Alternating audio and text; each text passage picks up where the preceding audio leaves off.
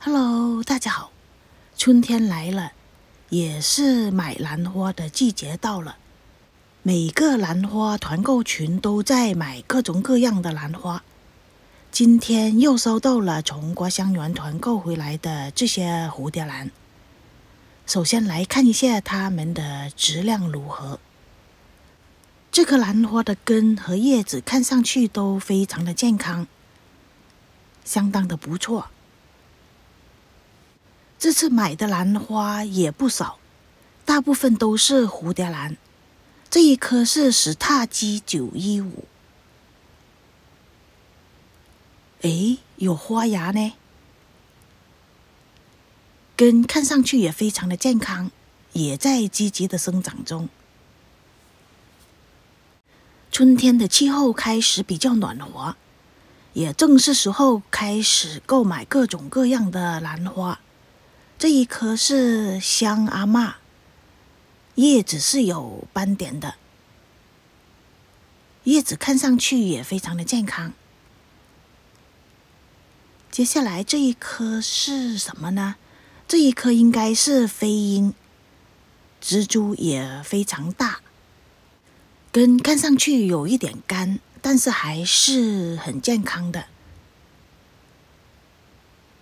接下来这一颗呢，是一颗应该是西雷利。诶，这一颗怎么是断了心的？中心这一片叶子断了，好可惜啊。对了，就是西雷利。这一片叶子好像也有一点问题。哎呀，这一颗真的是非常可惜呢。这一颗是快乐兰，植株有一点小，但是看上去也非常的健康。这一颗是林登的一个杂交品种，叶子看上去很健康，但是表面没有发现有根。应该是最近才裹上新的水苔，上面这里有一条新根。最后一颗是卡特兰的杂交品种，叫做雪花飘飘，据说它的花是非常非常漂亮的。据说它的花朵会随着时间的改变而变颜色。室外的蚊子很多，赶紧把这些兰花搬到室内继续来种植。通常我们收到这些兰花，很多时候会发现它们的叶子非常的脏。收到这些兰花之后，我一般都会给这些兰花洗洗澡、擦擦脸。所谓的擦擦脸呢，我用一块化妆棉沾上酵素，这些酵素是原液，没有兑水的，就直接的擦叶子，把叶子的表面、底面都擦一遍，特别是要擦一下底面。叶子的表面如果有脏的东西或者是长虫子的话呢，我们非常容易就能观察到。但是我们非常容易忽略叶子的背面，平常也不会老是拿着兰花来看叶子的背面，而背面是非常容易长虫子或者是藏了脏的东西。所以我们收到这些兰花，擦一擦叶子，正面背面是很有必要的。如果您没有酵素，也可以用喝茶剩下的茶水，也可以用酒精，或者是直接用清水擦也是可以的。这个断了叶心的伤口已经开始干了，也就是说这个伤口不是现在在运输途中弄断的，应该是在兰场发货的时候已经是弄断的。团购回来的兰花，如果发现有这种现象，应该是马上拍一个照片跟群主联系。收到不满意的兰花，应该马上联系群主退货。为什么团购回来的兰花叶子通常都是比较脏的呢？其实这些斑点不是脏，是兰花出口之前喷了药水。美国对兰花进口是非常严格的，在这些兰花进入美国之前，一定要喷杀虫水，确保没有病虫害带到美国来。所以呢，也就是每一次团购回来的兰花叶子都是比较脏，跟在美国国内网站买的兰花就没有那种情况了。好了，这几颗兰花也就差不多都清理干净了。接下来就把它们的外杯拆掉，放到另外的杯子里。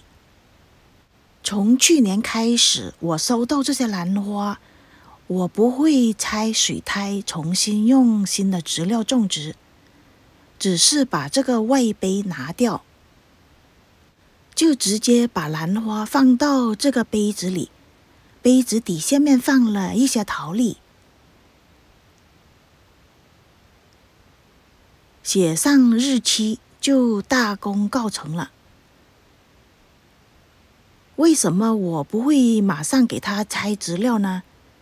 之前收到的兰花，我马上会把所有的水苔拆掉，换了新的植料。但是这样的操作，发现兰花的浮盆比较慢，因为这些兰花从台湾过来，长途跋涉的几个星期脱水了。然后我再把它的植料拆开，拆植料的时候不多不少，都会伤到它的根。伤到根之后，兰花需要时间来修补。这样的话，需要几个月的时间，它才慢慢的恢复。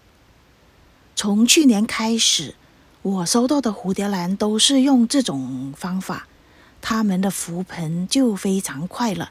我之前也有视频跟大家分享过，2-3个星期之后，它就会长出新的根了，根本就不需要什么浮盆的时间。这颗蝴蝶兰我应该是退回给群主的，但是我看见这些根啊、植株呢，长得还是比较健康，所以呢，我还是想试一试，看看它还能不能长出新的叶子。跟群主联系了，群主给打了一个折扣。收到这样的兰花还是第一次，所以呢，如果您收到的兰花不太满意的话，应该马上联系群主，7天之内是可以完全退货的。这些水苔已经开始有一点发黑了，但是今天我还是不会给它拆植料，等它长稳定了以后再说。这一颗的植株有一点大，看一下它的根，根都长满了一个杯子，上面这些根有些已经断了。